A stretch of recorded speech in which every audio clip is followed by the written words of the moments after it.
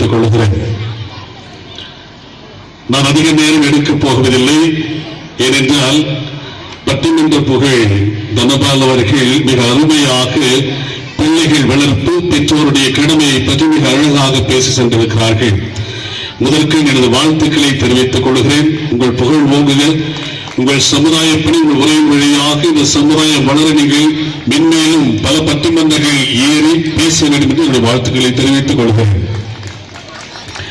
பிரியமானவர்கள், இன்று நாம் இந்த நிகழ்வுக்கு தேர்ந்தெடுத்த தலைப்பு, அந்த பேக்ரவுண்ட் போடுங்க, ஸ்பெக்ட்ரா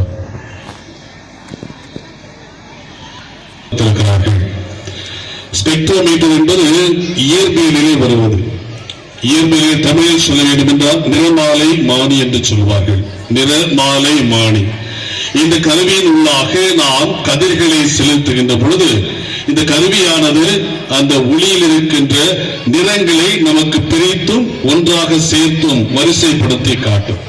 சில பேருக்கு ரெண்டு கலர் தெரியும், சில பேருக்கு 3 தெரியும், சில பேருக்கு 5 தெரியும், சில பேருக்கு 7 கூட தெரிய வாய்ப்பு இருக்கிறது. ஏன் இதை இவர்கள் மையக்கருத்தாக எடுக்க வேண்டும்?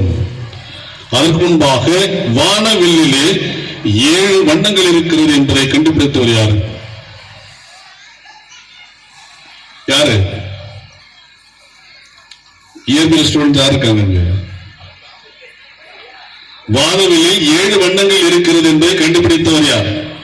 Isaac Newton. ஐசக் நியூட்டன் தான் வானவில்லில் 7 வண்ணங்கள் இருக்கிறது என்பதை கண்டுபிடித்தார். இந்த 7 வண்ணங்களும் தனித்தனியாக பார்த்தாலும் அழகு, ஒன்றாக சேர்த்து பார்த்தாலும் அழகு. ஆனால் ஒன்றாக சேர்த்து பார்ப்பதில் தான் அழகோ அழகு. இந்த ஒவ்வொரு நிறத்திற்கும் ஒரு குணம் உண்டு. இந்த குணத்திற்கு ஏற்றார் போன்ற மனிதர்களும் உண்டு. இந்த சிகப்பு நிறம் வீரத்தை குறிக்கிறது. நம்ம தமிழக சமுதாயத்திலே, தமிழக பண்பாட்டிலே வீர திலகமிட்டு போருக்கு அனுப்புவார்கள். அதன் நிறம் சிகப்பு. சிகப்பு என்றால் கோபம், சிகப்பு என்றால் வீரம், சிகப்பு என்றால் ரத்தம். நமக்கு இந்த சமுதாயத்திற்கு, இந்த தமிழக கலாச்சாரத்திற்கு இந்த சிகப்பு என்பது நமக்கு சொல்லுவது வீரத்தை குறித்து காட்டுகிறது. அடுத்ததாக ஆரஞ்சு கலர். இந்த ஆரஞ்சு என்பது நீங்க நம்ம யோகாவெல்லாம் செய்யற மாஸ்டர் எல்லாம் பாத்தீங்கன்னா தெரியும். அவங்க தலைக்கு பின்னால பார்த்தா ஒரு மாதிரி ஆரஞ்சு கலர்ல அரைவட்டு வடிவில் இருக்கும். சாந்தமான நடுநிலைமையான குணத்தை குறிக்கக்கூடியது. இந்த ஆரஞ்சு கலர் என்பது சாந்தமான நடுநிலைமையான நிலையை குறிக்கக்கூடியது. மூன்றாவதாக நாம் சந்தனத்தை பயன்படுத்துகிறோம், மஞ்சளை பயன்படுத்துகிறோம். மங்களகரமான காரியங்களுக்கு, நிகழ்வுகளுக்கும் நாம் மஞ்சள் நிறத்தை பயன்படுத்துகிறோம். இது மங்களத்தின், மகிழ்ச்சியின் அடையாளமாக நமக்கு இருக்கிறது. அடுத்ததாக பச்சை. பச்சை நிறமானது வளர்ச்சியை நோக்கியது, உணவை வழங்கக்கூடியது. இந்த உலகம் பச்சை பசையில் இருப்பதற்கு இந்த சூரியனும் சந்திரனும் காரணம் என்று உண்டு என்பதை நமக்கு சொல்லி உணர்த்தக்கூடியது இந்த பச்சை. இந்த பச்சையானது நாம் வளர்ச்சியை, வளமையை நோக்கியவர்கள் என்பதை நமக்கு உணர்த்தக்கூடியது. அடுத்ததாக நீல நிறம். வானம் நீல நிறம் படைத்தது. நமது மனமெல்லாம் இப்படி வானம் போன்று பறந்திருக்க வேண்டிய அவசியம் இருக்கிறது என்பதை நமக்கு சுட்டி காட்டுகிறது.